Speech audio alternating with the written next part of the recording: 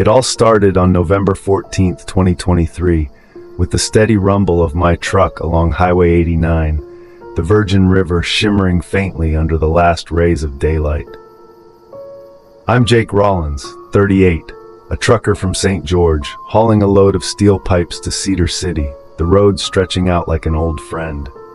The drive had been long but routine, the radio humming with country tunes, until a crackle broke through. Flash flood warning. The river had turned wild, swallowing the highway, forcing me onto State Route 14, a detour snaking through the Dixie National Forest. Tall pines loomed on either side, their branches swaying lazily, and a crisp breeze carried the first whisper of snow. It was 12:47 a.m. when I glanced at my dash, 16 hours into my shift, my eyes heavy with fatigue. Panguitch, 40 miles east, felt like a distant mirage. I decided to pull over near Navajo Lake, the gravel shoulder crunching softly under my tires. The night wrapped around me, quiet at first, a gentle stillness that made me feel alone but oddly at peace. I climbed into my bunk, the cab creaking as I settled in, and let the soft rhythm of my breathing carry me towards sleep. The forest outside seemed alive with soft sounds, wind rustling through the pines, an owl hooting far off. I drifted, my mind unwinding, the exhaustion pulling me under. Around 2 a.m., I stirred, not fully awake, just a vague unease tugging at me. Maybe it was the cold seeping through the metal walls, or the way the truck shifted slightly with a breeze. I pulled the blanket tighter, dismissing it as nothing, and let my eyes close again. The quiet returned, and I started to relax, the world fading away. But then, at 3:45 a.m., something pulled me back. My heart gave a little jump, and I lay still, listening. A sound, soft, almost too quiet to notice, scraped along the cables between my cab and trailer, right outside where my head rested. It was like a twig brushing metal, but there was no wind, no movement in the trees. I told myself it was my imagination, the long drive playing tricks, and tried to ignore it. The sound stopped, then started again, a little louder, more deliberate, like someone running a finger along the cables, testing them. A chill crept up my spine, and I peeked at the window, nothing but black staring back. I swallowed hard, my mouth dry, and forced my eyes shut, willing sleep to take over. By 4:07 a.m., I was wide awake. A sharp rustling jolted me upright, my breath catching in my throat. The scraping turned into a heavy thud, a solid jarring impact that rocked the truck, the suspension groaning under a sudden weight. My mind raced, 200, maybe 300 pounds, settling onto the landing at the back of my cab. I froze, every muscle locking up as the cab shifted again, a slow, deliberate scrape against the metal. Claws? Boots? I couldn't tell, but it was close, too close. My heart pounded, and I pictured a bear, a mountain lion, something from the forest, but this felt different, smarter, like it was waiting, watching. I didn't dare move, didn't dare breathe, my eyes glued to the ceiling as the silence grew thick, broken only by the occasional creak of the frame. The weight shifted, the truck tilting as it climbed down, gravel crunching outside with a final, heavy drop. Then nothing. Just the roar of my pulse in my ears, the air heavy with something I couldn't name. Dawn broke at 6:15 a.m., gray light spilling through the windshield, and I couldn't stay in the cab any longer. My hands shook as I grabbed my flashlight, my legs unsteady as I stepped out into the cold. The gravel crunched under my boots, loud in the stillness, and I swept the light around. No tracks in the fresh snow, no broken branches, just the trailer standing silent. But on the landing, 3 deep scratches glared back at me, wide and deliberate, like claws from something massive. My stomach twisted into knots. I circled the truck, searching for fur or prints, but there was nothing. Just those marks, etched into the metal like a warning. The pines loomed, their shadows stretching long and still, and a shiver ran down my spine, like eyes were on me from the dark. I drove to Panguitch, my hands gripping the wheel so tight my knuckles ached. Every creak of the truck made me flinch, my nerves raw. At the Sinclair gas station on Main Street, the attendant, a thin guy with tired eyes, handed me coffee and asked if I was okay. I mumbled about the detour, but he stared a moment too long, like he'd heard this before. At the Flying U Cafe, I checked the landing under the parking lot lights. The scratches were real, deep, and no wire brush could erase them. They were a scar now, a memory burned into my rig. Back in St. George on November 17, I parked my truck off 300 South, but the night clung to me. I started hearing the scrape and thud in my dreams, waking up in a cold sweat, my heart racing. On December 3rd, I found those same 3 scratches in the frost on my trailer home's window, the glass icy despite the heater running full blast.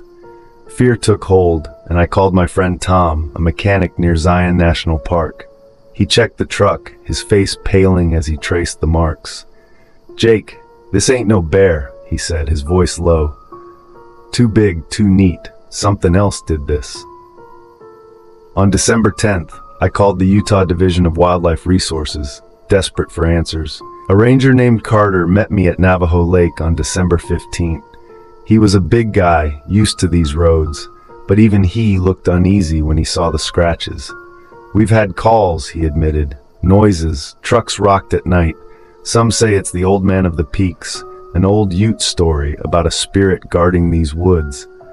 He took photos, promised to look into it, and warned me to avoid Route 14 after dark.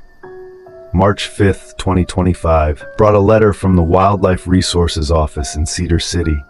They found no animal tracks matching the scratches, no bears or mountain lions that night. But they talked to the Paiute Indian tribe of Utah, who shared stories of a spirit in the Dixie forest, punishing those who linger too long. The letter said it might have spared me, leaving the scratches as a warning.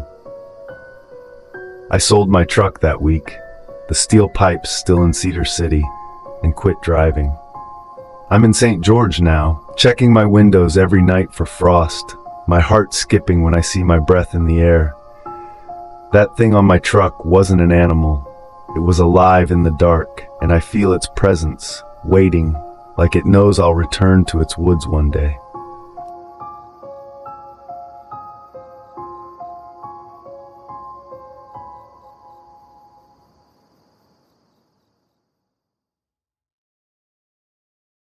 Hello everyone.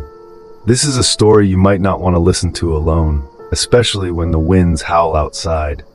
Imagine a vast, untamed wilderness, where dense taiga forests stretch across Siberia, their tangled pines and birches hiding secrets older than time. That's where I found myself back in July 2024, a 39-year-old trucker named Ivan Petrov from Novosibirsk, hauling timber to a mill near Irkutsk. I'd heard the old Russian tales, spirits of the forest, lost souls wandering the taiga, but I'd always chalked them up to vodka-fueled stories. That night, I learned the truth. The air was thick, carrying the sharp scent of pine sap and the damp chill of the Siberian night.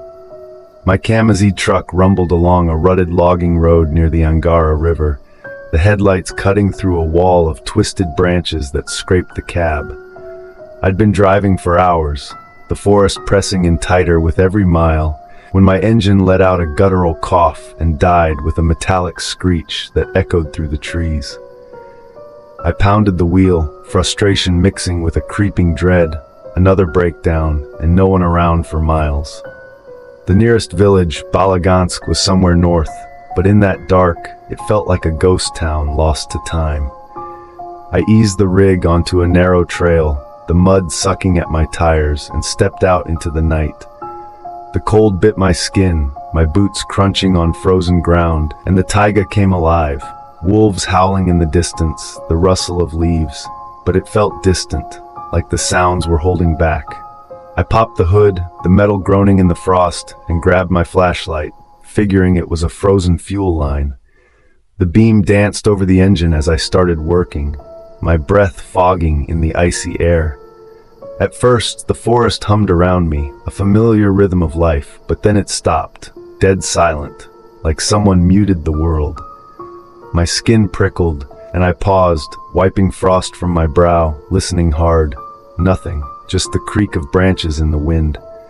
I shook it off, blaming the cold, and kept going, my hands moving quicker now, desperate to get moving. But then I heard a rustle in the undergrowth, soft but close. I swung the light into the trees, my breath catching, but all I saw were shadows shifting in the beam.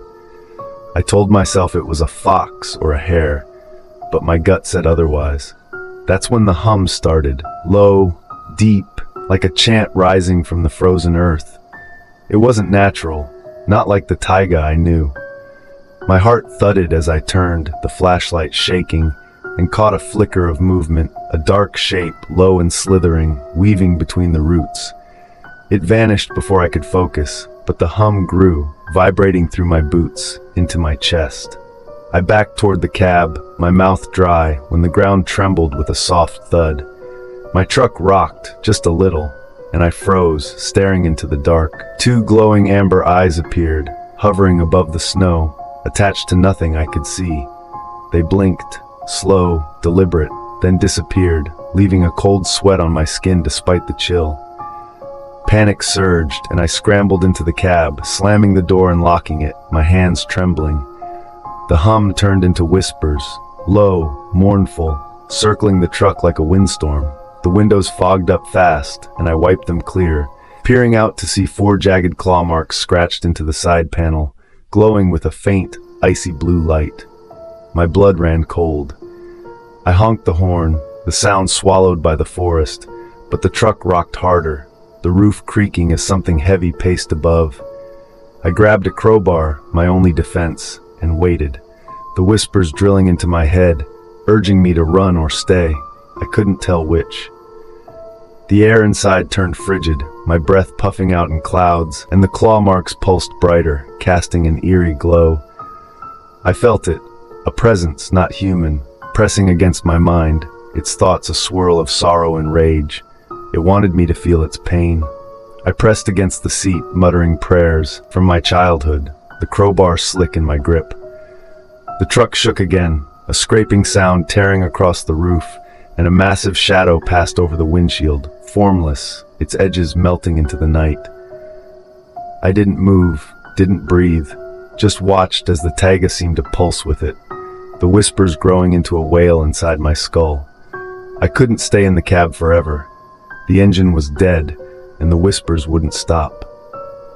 Through the fogged window, I spotted something, a faint silhouette in the distance, half buried by snow and branches. An abandoned cabin, its wooden walls splintered, its roof collapsed on one side, stood like a forgotten relic in the Taiga. Desperation pushed me out, crowbar in hand, as I stumbled toward it, the whispers following, growing louder with every step. The cabin door hung crooked, creaking as I forced it open. The air inside was musty, thick with the smell of mold and something metallic, like rusted blood. Broken chairs and a shattered table littered the floor, and a cold stove sat in the corner, its chimney clogged with ice. I barricaded the door with a chair, my heart pounding, and sank against the wall, the crowbar ready. The hum returned, seeping through the cracks, and the whispers turned into footsteps, slow, deliberate, circling the cabin. I pressed my ear to the wood, hearing scratches outside, like claws raking the planks. The floor vibrated, and through a frost-covered window, I saw those amber eyes again, closer now, peering in. A cold dread gripped my chest, and I swung the crowbar at the window, shattering the glass, but the eyes vanished. The whispers screamed, and the cabin shook, snow falling from the ceiling. I saw shadows moving inside, tall, twisted shapes, their forms bending the light, and felt a pull, like something was dragging at my soul. I yelled, swinging the crowbar wildly, and the shadows retreated, the hum fading into a tense silence. Dawn broke at last, light filtering through the trees, and the Taiga roared back to life, wolves howling, wind in the branches, as if the night had been a dream. My hands were numb, my body shaking, but I stumbled outside. The claw marks on my truck glowed faintly, and the cabin stood silent, its walls now marked with new scratches. I drove to Balagansk, my nerves frayed, and pulled into a weathered garage. The mechanic, An old Evenki man named Yuri saw the marks and went pale. "You met Leshy," he whispered, "a forest spirit, guardian of the Taiga, born from the souls of those who died here. It marks those who disturb its domain." He rolled up his sleeve, showing me a faded scar, 4 claw marks, from when he'd sheltered in a hut decades ago, hearing the same hum before it chased him. He warned me Leshy never forgets.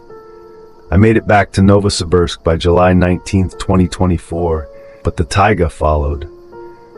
On October 10, 2024, I woke to a thud in my apartment on Ulitsa Gogolia, my closet door flung open, and those 4 claw marks etched into the wood inside, the air icy despite the heater. I called the police, but they found no footprints, just the marks and a faint hum on my phone's recorder. I've quit trucking, sealed my closets, but every night I hear that hum, feel those amber eyes in the dark.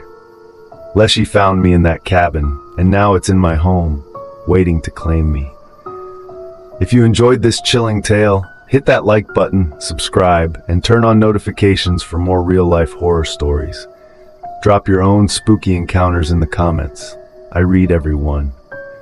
Stay safe out there, because you never know what's lurking in the shadows of the taiga.